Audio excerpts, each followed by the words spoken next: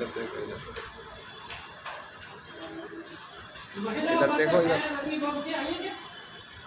इधर संरक्षक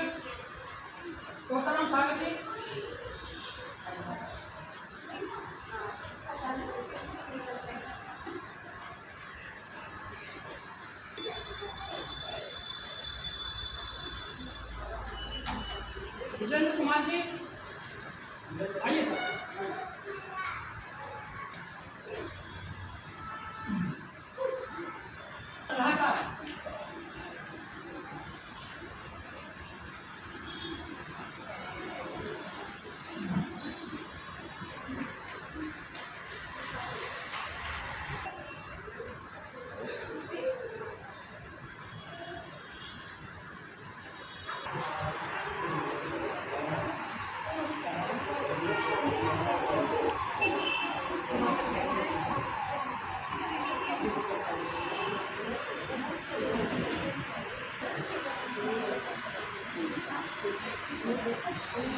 दम फैला दिया। स्वागत कर रही हैं ब्रह्मचारिणी प्रज्ञा कीर्ति जी का। चलते रहो।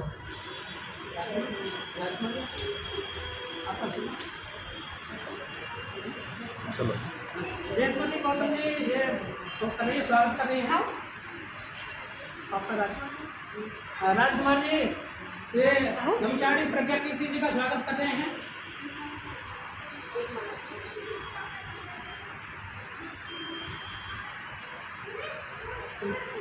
गौतम जी प्रज्ञा कीर्ति जी का स्वागत कर रहे हैं।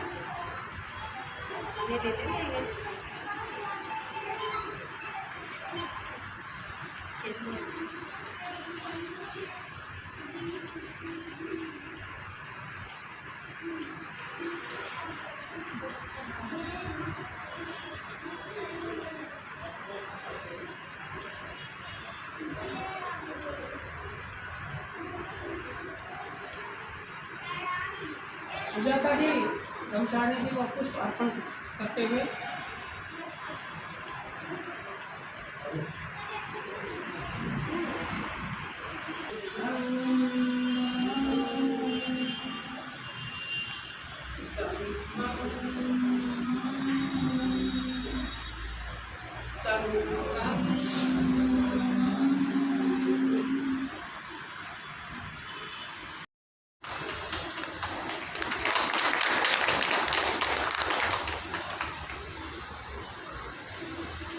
अपने आदर्शों को नमन करते हुए,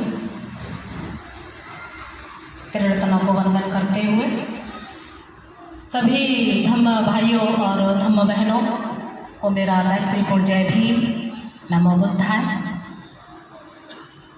और आज का जो ये शिविर का आयोजन किया प्रेरणा मित्र कुल, उनका भी बहुत बहुत साधुवाद।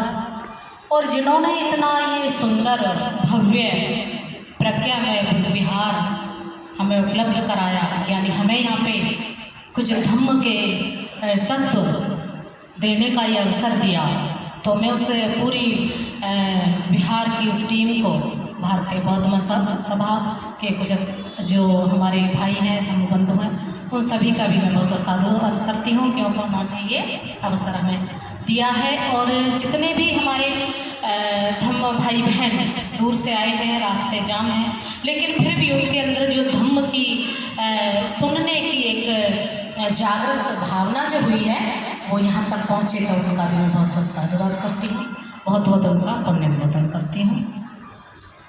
तो जैसे कि अभी बहुत ही मेरी धम्म मित्र बहन सुजाता भी, उन्होंने मेरा ऐसे परिचय करके दिया, तो मैं देख रही थी कि शायद जितना वो मेरे बारे में बता रही है शायद मैं उतना कर पा भी रही हूँ या नहीं, तो ये मेरे मन में ऐसे सवाल उठा।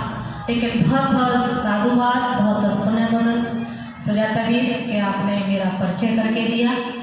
और मैं ऐसा जो भी मैं आपने मेरे परिचय के बारे में बताया, मैं ऐसा बनने का और प्रयास करूँगी, क्योंकि मैं अभी बुद्ध धम्म को सीख रही हूँ और बुद्ध धम्म की मैं विद्यार्थी हूँ कि जितना मैं धम्म को सीख पाऊँ उतना ही मैं अपने समाज को कुछ दे पाऊँ।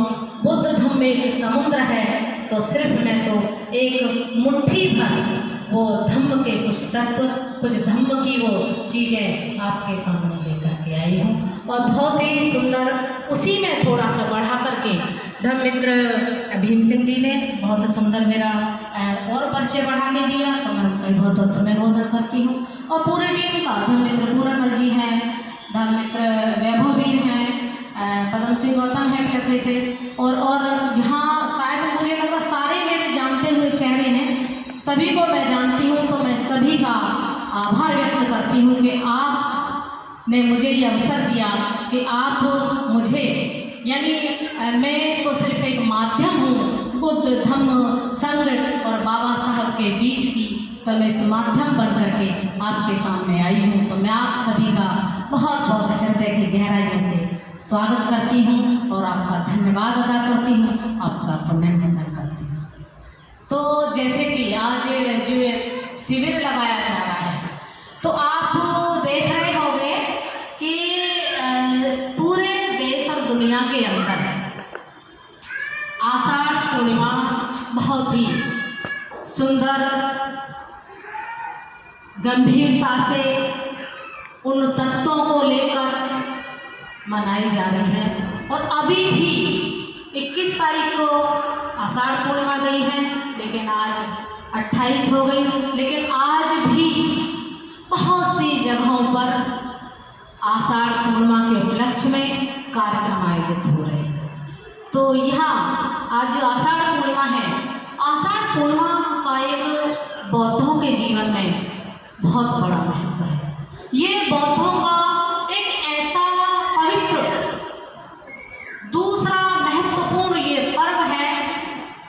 इसके आषाढ़ पूर्णिमा का जो पर्व है, आज के दिन बहुत सारी घटनाएं, बहुत सारे ऐसे कुशल कृतियां हुई हैं बुद्ध से संबंधित। तो वो आज जो आषाढ़ पूर्णिमा का ये महत्व, इसके उपलक्ष्य में ये कार्यक्रम हो रहा है। तो मैं यहाँ बताना चाहूँगी कि आषाढ़ पूर्णिमा, तो पहले मैं यहाँ बताना चाहूँगी कि आषाढ़ पूर्णिमा जो है, जो पहले सबसे बड़ा जो इसका महत्व है वो है बुद्ध का पहला उपदेश जो सारनाथ में हुआ, यानी धम्मचक्र प्रवर्तन।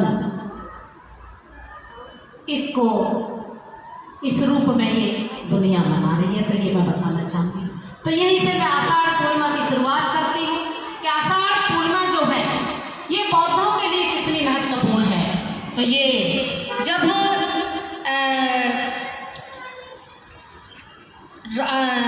जो सुद्योधन कपिलवस्तु के जो राजा थे, तो उस समय बहुत ही 7 दिन का आषाढ़ के महीने में एक महोत्सव मनाते थे, और वो महोत्सव 7 दिन चलता था।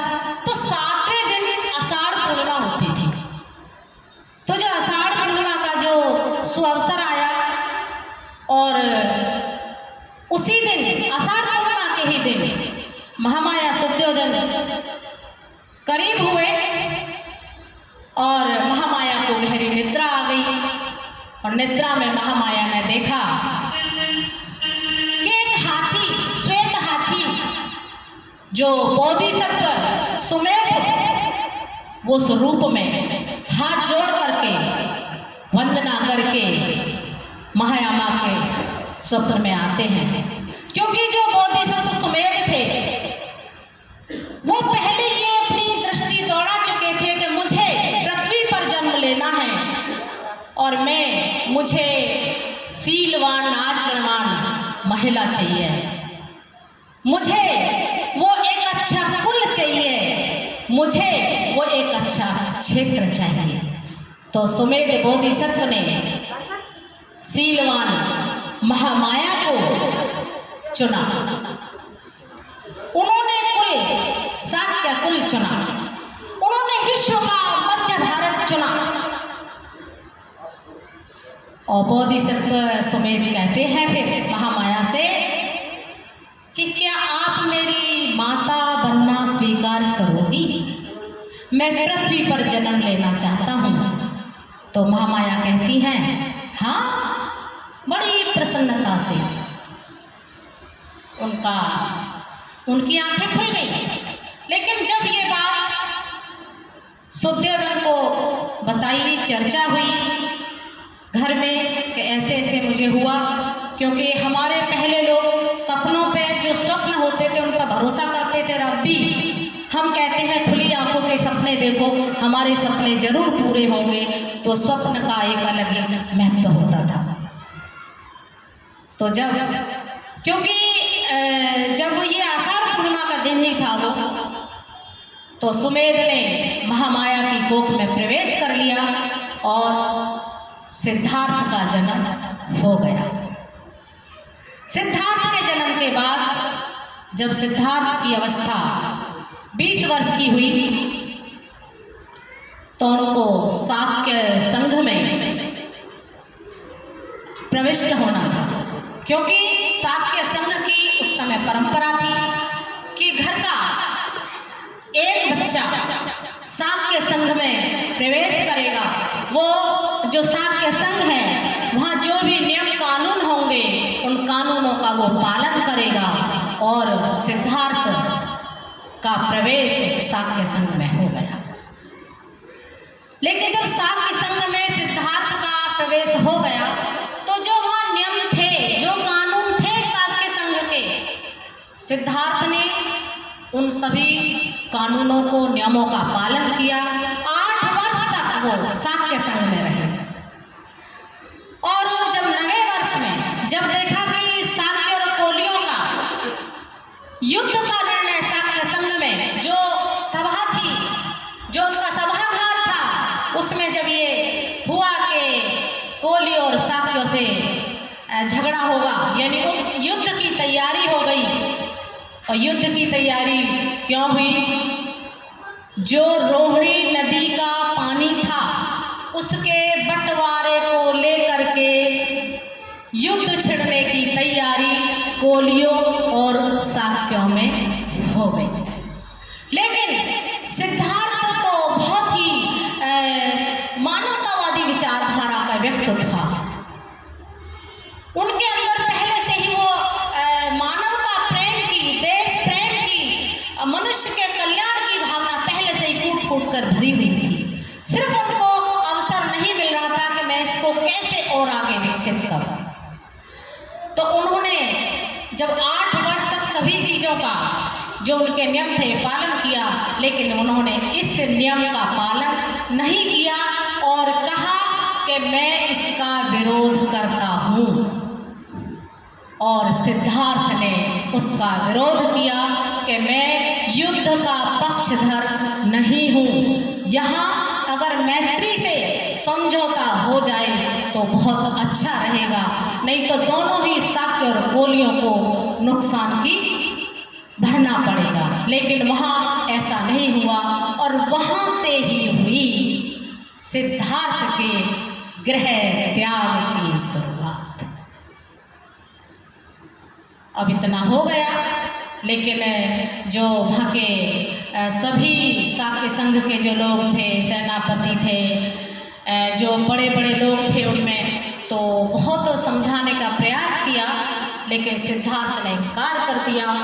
और सिद्धार्थ ने कहा कि नहीं, वहाँ पर जो शर्तें रखी कि आपको, अगर आप ये नियम नहीं मानेंगे तो आपको इन शर्तों का पालन करना पड़ेगा। तो सिद्धार्थ ने वहाँ जो शर्त मानी, या तो फांसी पर लटक जाना या देश से बाहर निकल जाना, तो सिद्धार्थ ने वहाँ देश से बाहर निकल जाना उचित समझा। उन्हें, क्योंकि जब बुद्धि विवेक से जो व्यक्ति काम करते हैं, वहाँ पे सिद्धार्थ ने धम्म विचय किया, वहाँ खुद निरीक्षण किया कि जो बिंदु हैं जो मुझे दिए गए हैं, मैं अगर इनके विचारों को मानता हूँ तो शायद मैं देश हित का भला नहीं कर पाऊँगा, अपने परिवार के साथ न्याय नहीं कर पाऊँगा, अपने खुद के साथ में न्याय नहीं कर पाऊँगा। और धम्म विचय करने के बाद सिद्धार्थ ने कर ली फिर महान गृह त्याग की तैयारी। जिसको आज पूरी दुनिया महाअभिनिष्क्रमण के नाम से जानती है।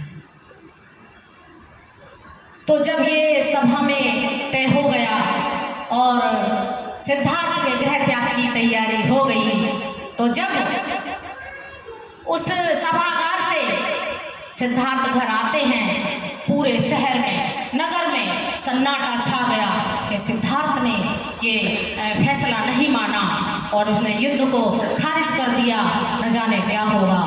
तो चारों तरफ वो शोर मचने लगा, सन्नाटा सा छाने लगा कि न जाने क्या होगा। लेकिन सिद्धार्थ ने वो सहज स्वीकार कर लिया।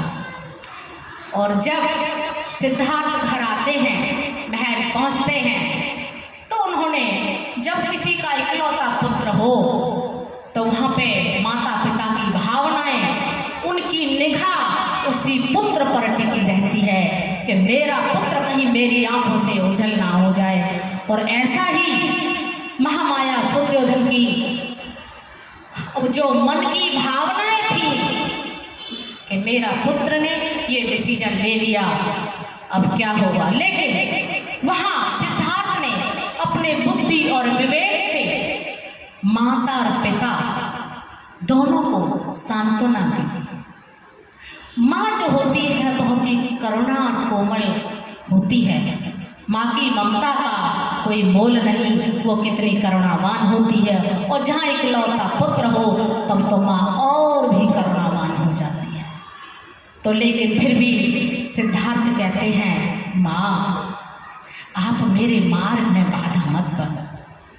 आप तो कहती थी कि जब साथ के संग में मैं प्रवेश हुआ हूँ और काश अगर मुझे लड़ाई लड़नी होती, अगर मुझे वो धर्म निभाना होता लड़ाई वाला, और काश मैं उस समय शहीद हो गया होता, मर गया होता, तो तब भी तो माँ क्या ऐसे ही होती, क्या ऐसे ही कहती। तभी कहते हैं, नहीं माँ आप मेरे मार्ग में बाधा मत बनो। और माँ भी फिर सहस्र अपनी भावनाओं को, अंतःकरण की वह भावना अंतःकरण में दब गई। और माता पिता संतोष की सांस लेने लगे। लेकिन वहाँ सिद्धार्थ ने माता पिता को संतुष्ट कर दिया। लेकिन जैसे ही यशोधरा के महल में पहुँचते हैं सिद्धार्थ, थोड़ा सा पल बताना चाहूँगी आपको। सिद्धार्थ पहुँचते हैं तो शांत मुद्रा में सिद्धार्थ खड़े हैं, यशोधरा कमरे में है। सिद्धार्थ ये चिंतन कर रहे हैं, खुद का निरीक्षण कर रहे हैं। इतना गहरा चिंतन है, खड़े हैं और उनके मुख से एक शब्द भी नहीं निकल पा रहा है। वो चिंतन मगन खड़े हैं। वहीं पर देखिए, वहीं यशोधरा कहती है, जो भी कुछ साक्य सभा में हुआ है वो मैं सब सुन चुकी हूँ। जब यशोधरा ने गहरी सी सांस ली और अपना जो शांत बैठी थी, पता उनको लग चुकी थी, लेकिन भावनाएं जो पति पत्नी के जो बीच के संबंध की भावनाएं होती हैं वो बड़ी प्रबल होती हैं। हाँ, यशोधरा ने अपना मौन भंग किया कि मैं ये सब सुन चुकी हूँ। फिर सिद्धार्थ क्या कहते हैं? फिर सिद्धार्थ कहते हैं, अच्छा यशोधरा ये बताओ आप कि मेरा जो डिसीजन है, मैंने जो ये निश्चय किया है, जो निर्णय लिया है प्रवचित होने का, क्या मैंने ठीक किया? तो फिर यशोधरा कहती है, हाँ आपने ठीक किया। अगर आपकी जगह मैं भी होती तो मैं भी यही करती। आपने जो किया वो ठीक किया, क्योंकि परिस्थिति ऐसी थी, उसमें कुछ और हो ही नहीं सकता था। आपको इसमें चिंता करने की कोई ज़रूरत नहीं है। मेरी अनुमति है, मेरा समर्थन है। उन्होंने जो प्रबल भावनाएं हो रही थी उनको वश में किया और फिर बड़ी शांतता के साथ अपने पति की हिम्मत का कि आपने बहुत अच्छा निर्णय लिया है कि आप एक दुख मार्ग की यानी नए मार्ग की खोज के लिए जा रहे हो। मेरी अनुमति है, मेरा समर्थन है। लेकिन वहीं पर ये देखिए, मैं ये दूसरा बता रही हूँ कि जब ये यशोधरा कह रही हैं कि ये मेरा समर्थन तुम्हें प्राप्त है, मेरी अनुमति है तुम्हें। और वो कहती है कि अगर मेरे पास ये राहुल नहीं होता तो मैं भी तुम्हारे साथ ही प्रवचित हो जाती, लेकिन मुझे राहुल का लालन पालन करना है और फिर माता पिता का मुझे सेवा करनी है। तो कहती है आप चिंता नहीं करिए, आप चिंता मत करना सिद्धार्थ, मैं जब तक जीऊंगी आपके पुत्र का, आपके माता पिता का लालन पालन करूंगी। तो वो सिद्धार्थ को अनुमति मिल गई दुख मार्ग खोजने की, नया आविष्कार करने की। और फिर सिद्धार्थ वहां से निकलते हैं। लेकिन उसी बीच ये जो समर्थन वाली जो बात है, ये बहुत बड़ी बात हो गई। लेकिन वहीं यहीं पे ये कहना चाहूंगी मैं कि एक कवि हुए हैं मैथिली शरण गुप्त। जो कवि है मैथिली शरण गुप्त, उन्होंने अपनी जो कविताओं में लिखा है कि सखी वो मुझसे कह कर जाते, सखी वो मुझसे कह कर जाते, यानी जो सिद्धार्थ का वो महान गृह त्याग है, उसको एक कवि मैथिली शरण गुप्त ने झुठलाने का काम किया। और ऐसा ही वर्तमान में भी हो रहा है कि जो हमारे धम्म ग्रंथ हैं, जो हमारे धम्म ग्रंथों की जो मोटी मोटी पुस्तक हैं, जो धम्म के तत्व हैं, अभी भी कुछ तुच्छ मानसिकता वाले लोग उसको तोड़ मरोड़ कर आपके सामने पेश कर रहे हैं। जैसे कि मैथिली शरण गुप्त ने सखी वो मुझसे कह करके जाते, वहां यशोधरा कह रही है कि मुझे तुम्हारा समर्थन प्राप्त है, अनुमति है मेरी तुम्हें, और वहीं वो कहते कि सखी मुझसे कह करके जाते। तो ऐसा है। तो जब अब सिद्धार्थ के गृह त्याग की शुरुआत हो गई, सिद्धार्थ जो है वहां से निकलते हैं और भारद्वाज ऋषि के आश्रम में प्रवचित होते हैं। तो वहां नगर के सभी लोग पहुंच जाते हैं, घेर लेते हैं। तो वहां से फिर सिद्धार्थ आगे बढ़ते हैं, जगह जगह पहुंचते हैं, क्योंकि जो गृह त्याग था, जो सिद्धार्थ का महाअभिनिष्क्रमण था, वो साधारण नहीं था, वो दुख मुक्ति मार्ग को खोजने वाला था। तो जो सिद्धार्थ का गृह त्याग था, वहां से निकलते हैं, अनेक गुरुओं से ध्यान साधना सीखते हैं, लेकिन वहां उन्हें परिपूर्ण संसार के सत्य की जानकारी नहीं मिलती।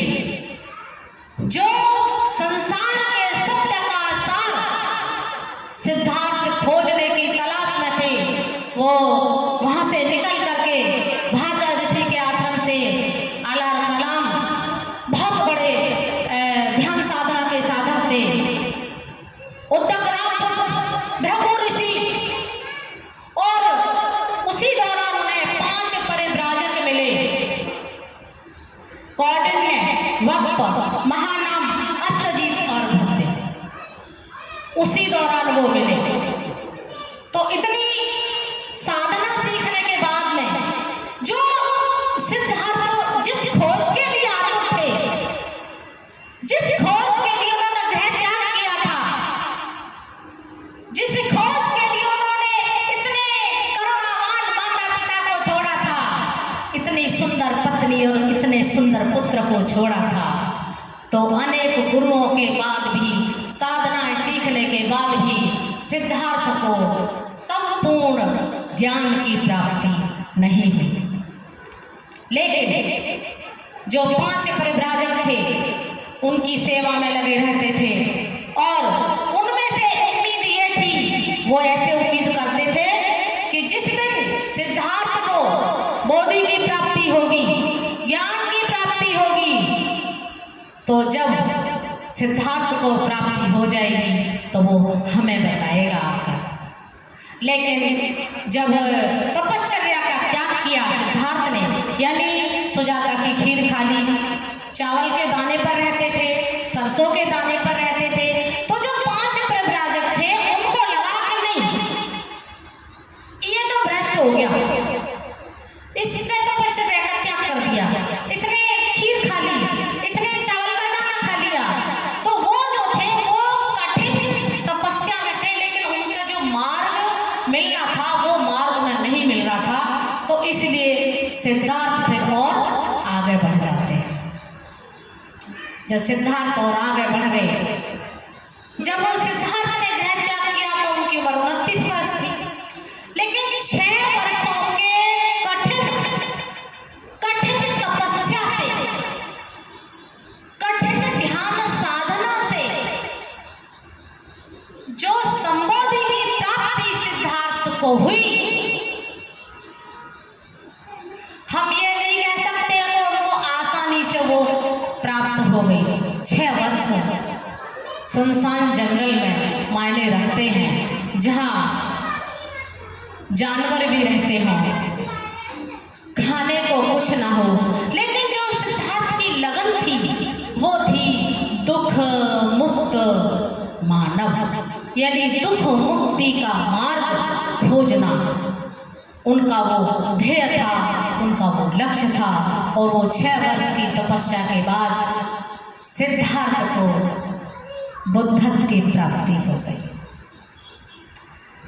यानी संबोधि की प्राप्ति हो गई।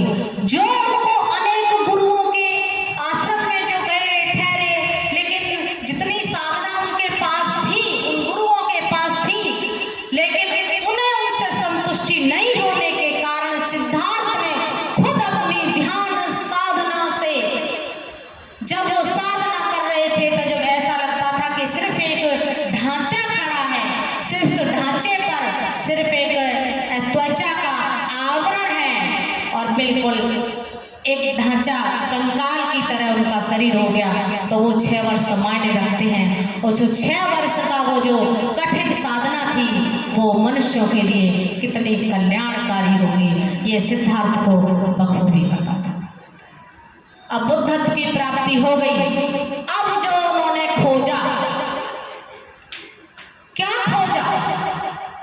जब ज्ञान प्राप्ति करके आते हैं, बुद्धत्व प्राप्ति हो गई है, संबोधि प्राप्ति हो चुकी है, अब वो ये सोच रहे हैं, भगवान बुद्ध हो गए, सम्यक संबुद्ध हो गए हैं, अब वो ये सोच रहे हैं वहाँ पे कि जो मैंने ये पाया है, जो मैंने संबोधि पाई है, ये आम आदमी के समझ में तो आने वाली है नहीं।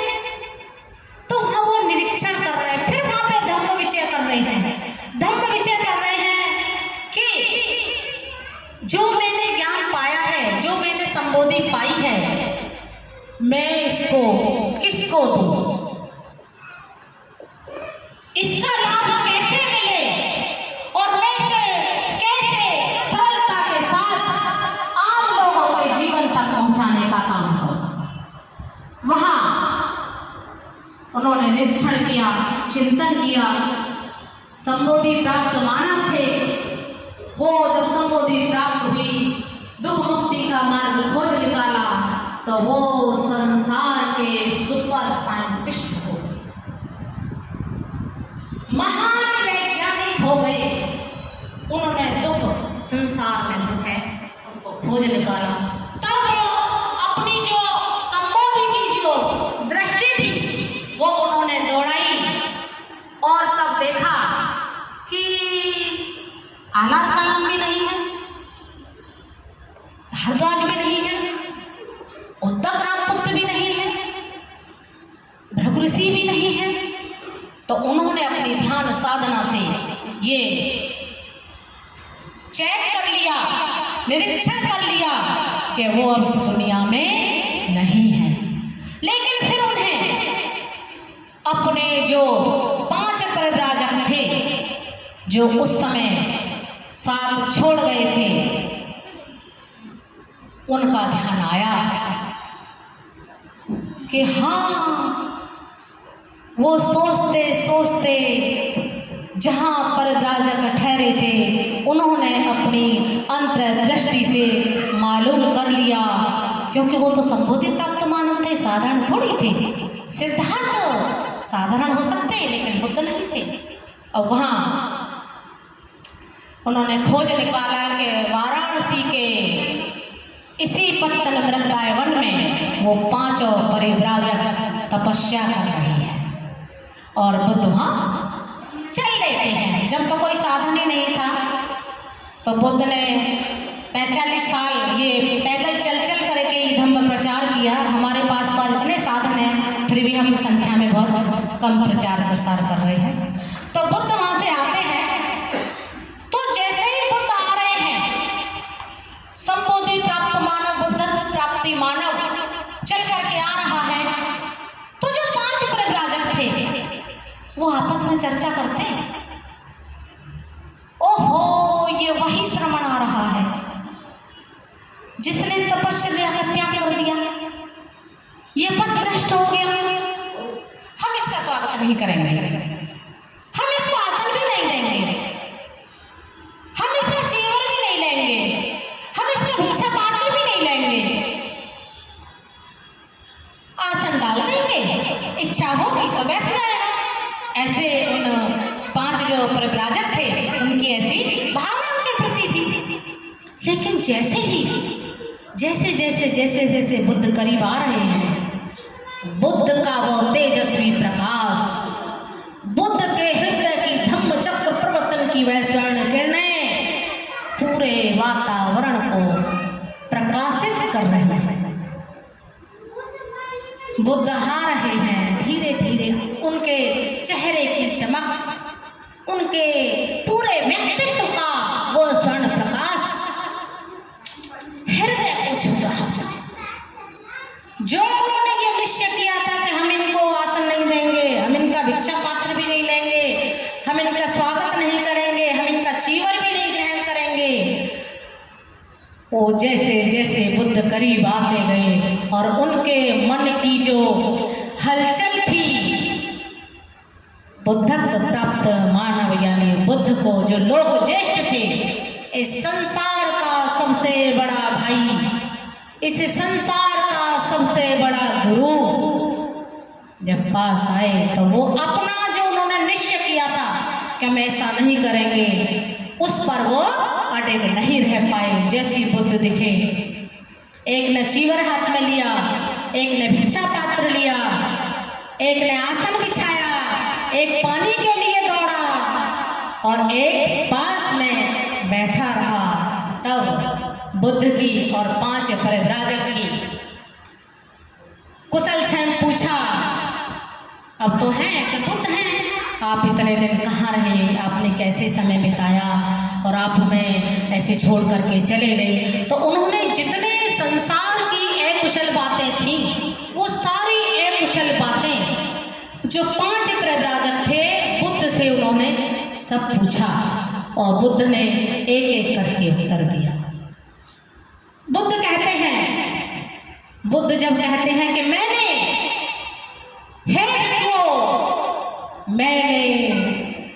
दुख का अंत करने का वो मार्ग खोज लिया है, मैंने उस संसार के सत्य को जान लिया है,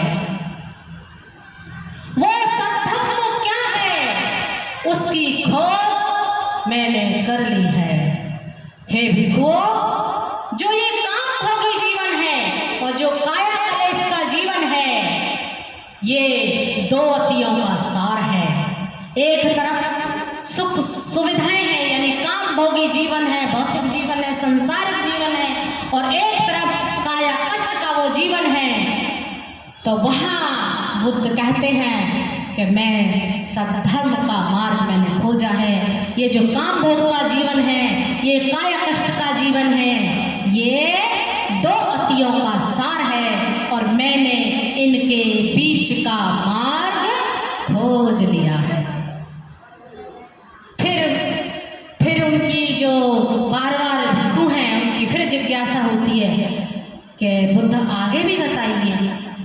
फिर बुद्ध कहते हैं कि जो मध्यम मार्ग है, जो मैंने सद्धर्म का मार्ग खोजा है, जो ये मध्यम मार्ग खोजा है, ये समुत्पाद पर आधारित है।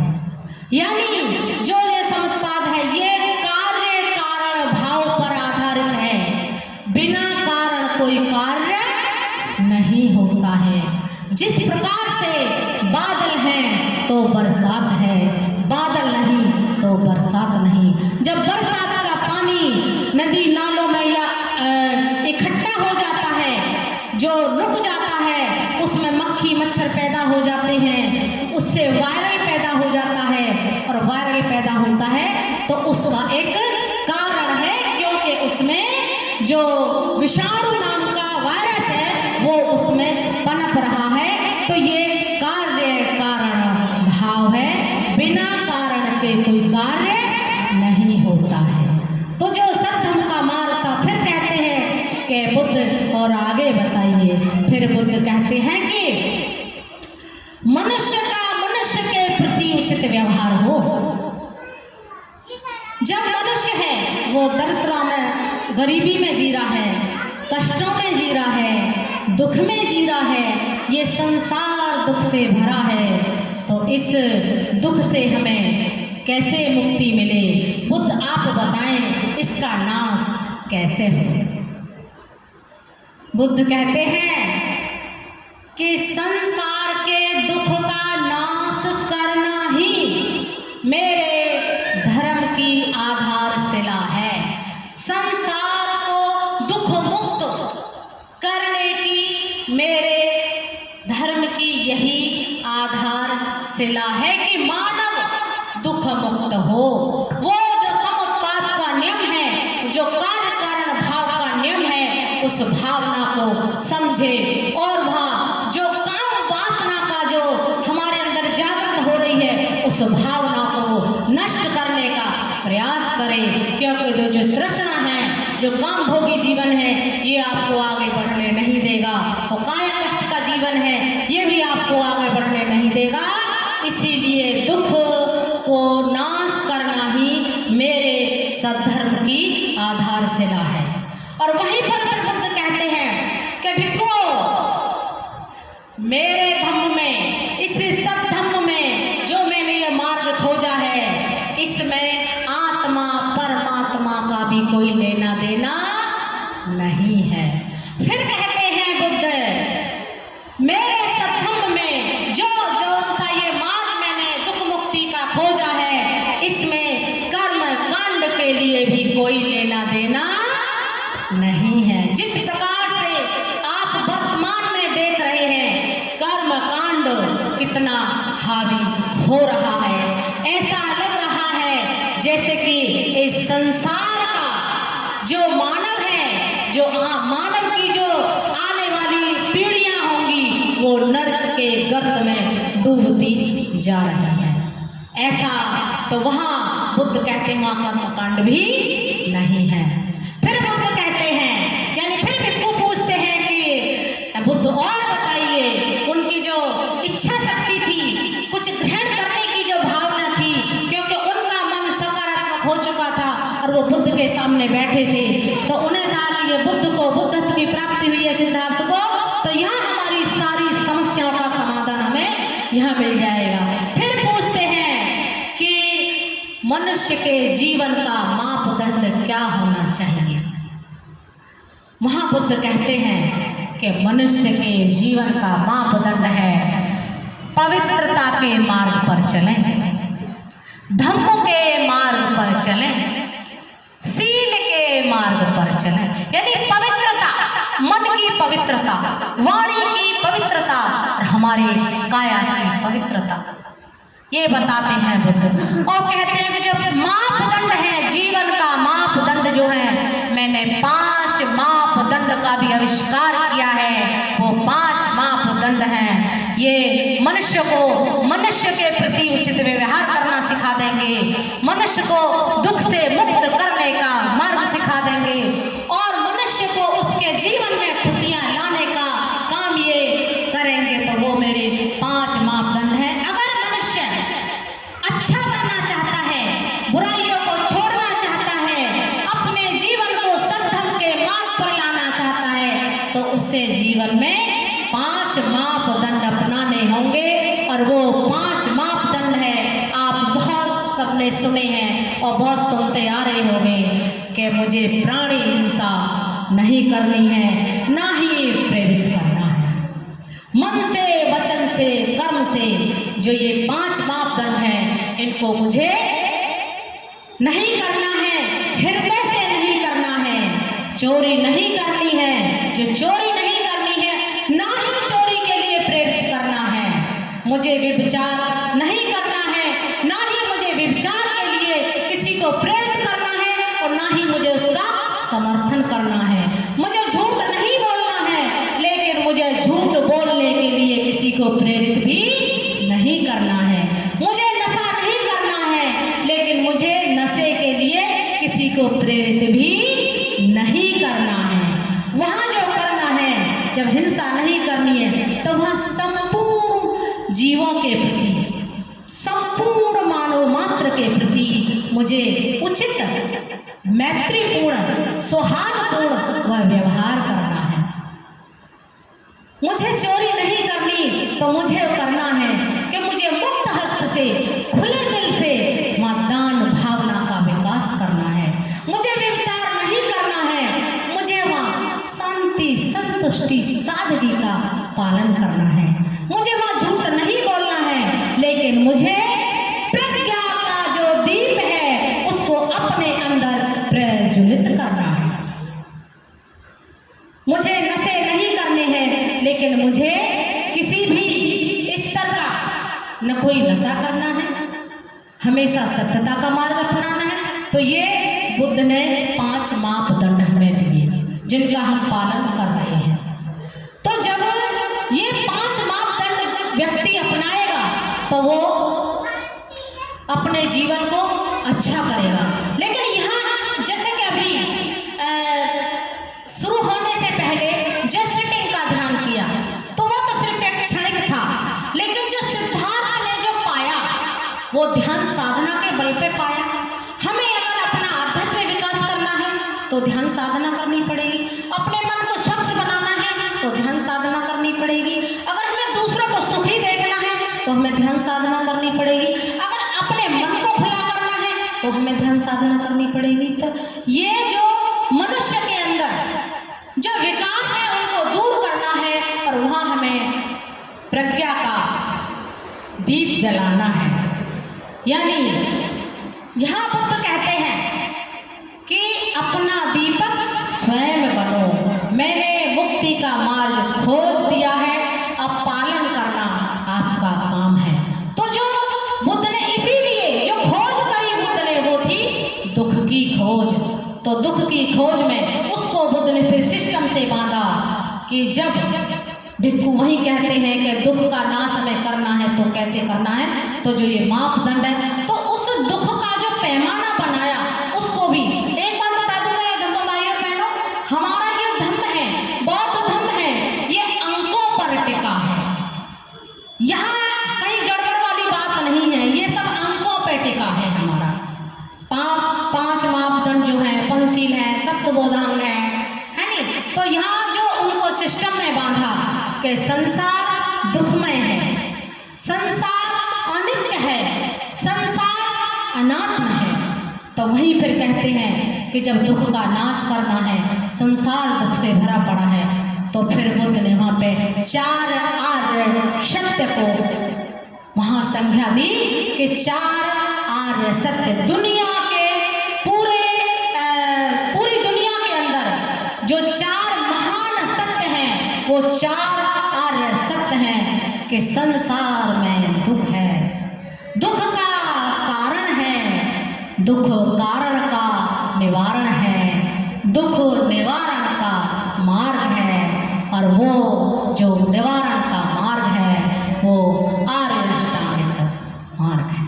तो इस प्रकार से बुद्ध ने हमें जो धम्म दिया, इस आषाढ़ पूर्णिमा के दिन दिया, और जो ये पहला जो उपदेश हुआ सारनाथ में, वो भी आषाढ़ पूर्णिमा का ही दिन था। और बुद्ध ने जो पहला वर्षावास किया, यानी आषाढ़ पूर्णिमा से ही वर्षावास की शुरुआत होती है, तो वो वर्षावास भी बुद्ध का प्रथम वर्षावास भी आषाढ़ पूर्णिमा के दिन सारनाथ बुद्ध ने दुख का सार बता दिया, मानव को दुख से मुक्ति का मार्ग दे दिया, तो अब ये जो संसार रूपी ये हम जीवन जी रहे हैं, उससे जीवन में हमें अपने को देखना है कि क्या मैं बुद्ध का जो मार्ग है मैं इस पे चलने का प्रयास कर रही हूँ।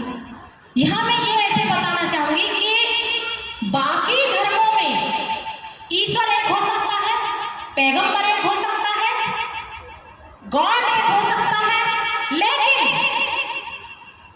बुद्ध कोई भी हो सकता है, कोई भी बुद्धत्व प्राप्त कर सकता है। हर मनुष्य के अंदर बुद्धत्व के बीज हैं, हर व्यक्ति बुद्धत्व प्राप्त कर सकता है, यानी बुद्ध बन सकता है। और जगह तो सिर्फ तो पत्ता भी नहीं हिलेगा, लेकिन यहाँ बुद्ध कहते हैं आप अपना दीपक बन सकते हो।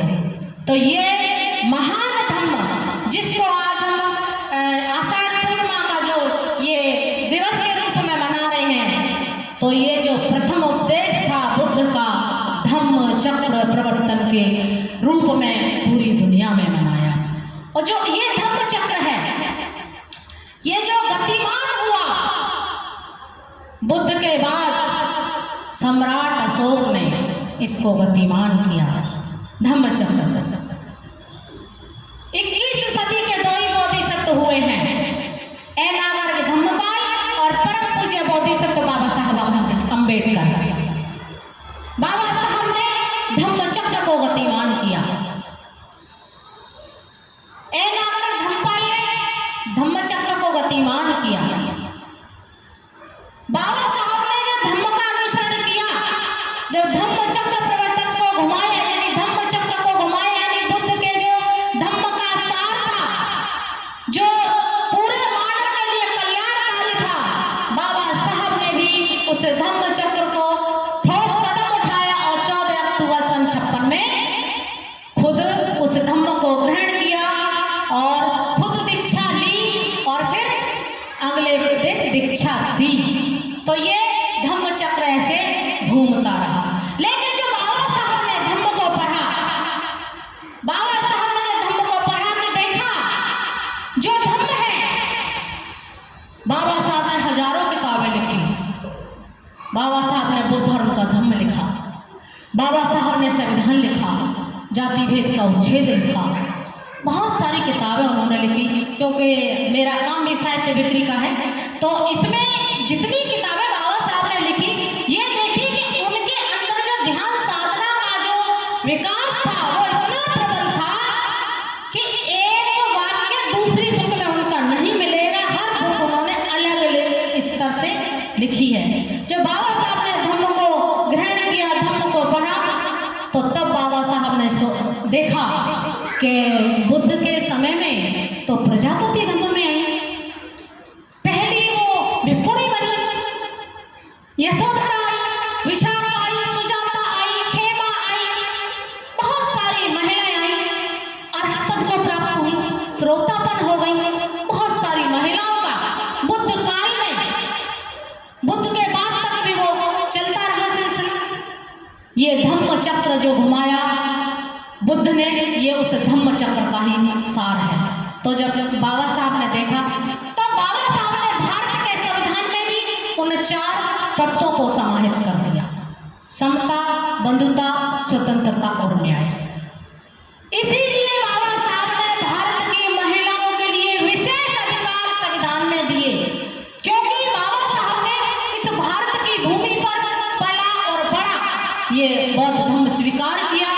और धम्म में इतनी स्वतंत्रता थी, धम्म के तत्व इतने मानव कल्याणकारी थे, तो बाबा साहब ने विशेष महिलाओं को संविधान में अधिकार दे दिए। महिलाएं आज भी, महिलाएं संविधान के कारण ही इतना कुछ कर पा रही हैं। बहुत लंबे समय से काम चल रहा है, लेकिन सही मायने में बाबा साहब जैसा आदर्श समाज चाहते थे, वैसा आदर्श समाज नहीं बन पाया हमारा। कहीं ना कहीं हम अभी, हमारी चूक है। अभी हम कहते हैं कि हम उन्हें तोड़ देंगे, हम उसे तोड़ देंगे,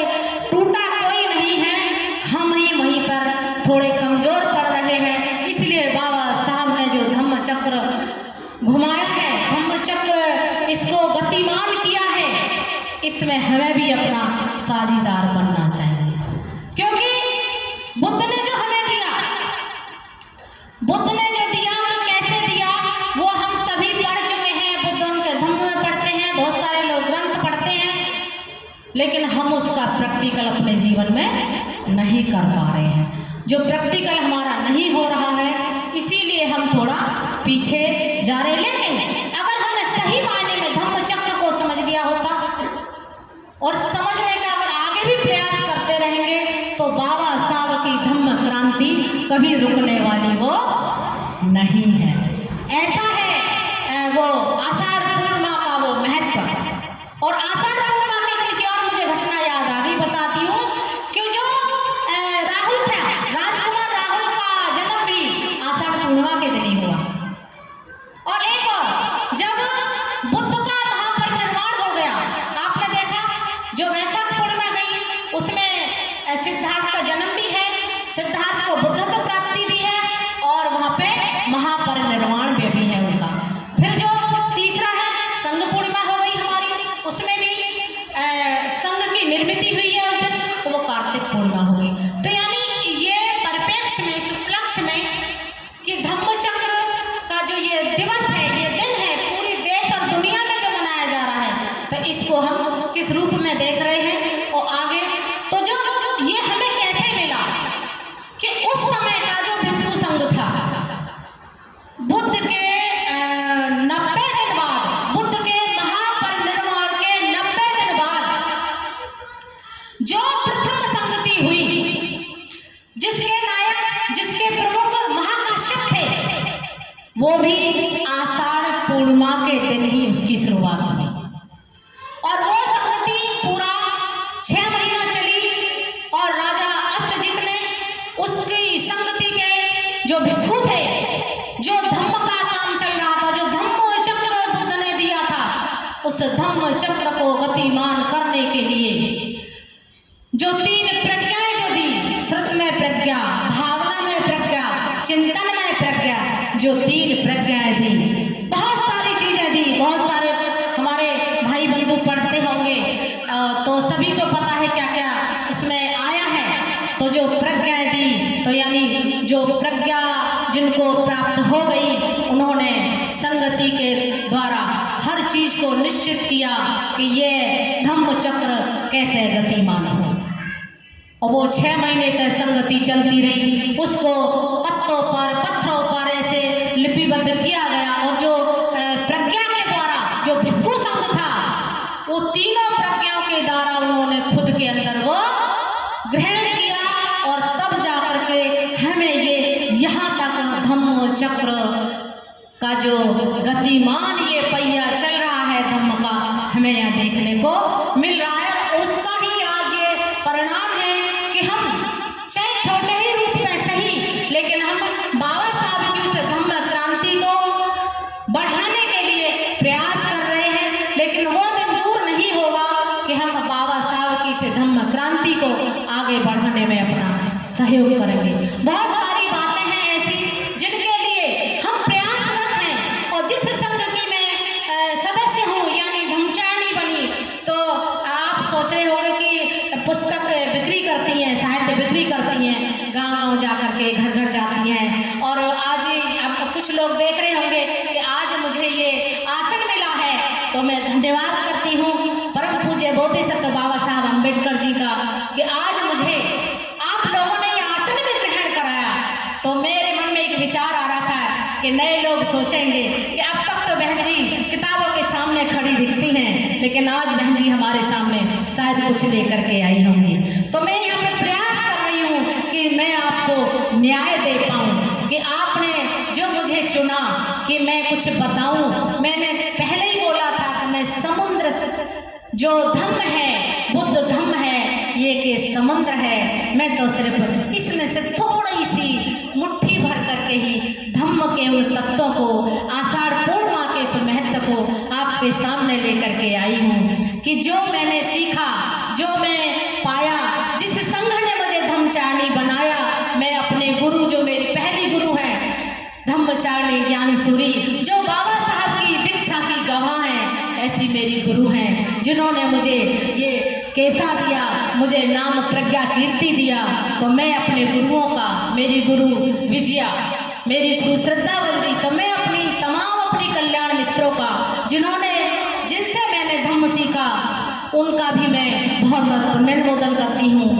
बहुत सारे मैंने जो धम्म सीखा है, ऑस्ट्रेलिया से वज्रसूरी, इंग्लैंड से करुणामय, जर्मन से जय चित्ता, तो जो संघ है ये विश्वव्यापी संघ है। जैसे कि भीम सिंह जी बता रहे थे, 63 देशों में ये संघ काम कर रहा है, जहाँ बाबा साहब की धम्म क्रांति का राज होता है और से वही वंदना, वही भीम के तत्व, वही भीम मिशन की चर्चा, वहाँ पूरे संघ जिन देशों में ये है वहाँ ये सब चलता है। वहीं से यहाँ का धर्म विदेशों में गया, विदेशों से धर्म यहाँ आया, जिनसे हमने सीखा। तो मैं त्रिरत्न बौद्ध महासंघ का भी बहुत बहुत पुण्यनमोदन करती हूँ और यहाँ की पूरी टीम का भी बहुत बहुत साधुवाद करती हूँ, बहुत बहुत पुण्यनमोदन करती हूँ। मैं तो आपके सामने सिर्फ अभी बौद्ध धर्म की विद्यार्थी हूँ, सीख रही हूँ। जो कुछ मैंने सीखा वो आपके सामने मैंने रखने का प्रयास किया। इन्हीं शब्दों के साथ सभी का बहुत बहुत पुण्यनमोदन, मेरे आदर्शों का बहुत बहुत नमन। बाबा साहब की धम्म क्रांति चिराई हो, बाबा साहब की धम्म क्रांति चिराई हो। आषाढ़ पूर्णिमा ऐसे ही बुद्ध शासन की जय होती रहे, आषाढ़ पूर्णिमा और बुद्ध शासन की जय होती रहे। जय भीम, नमो बुद्धाय, जय बुद्ध शासन, जय भीम, नमो बुद्धाय। आने का अधिकार को भी कहते हैं।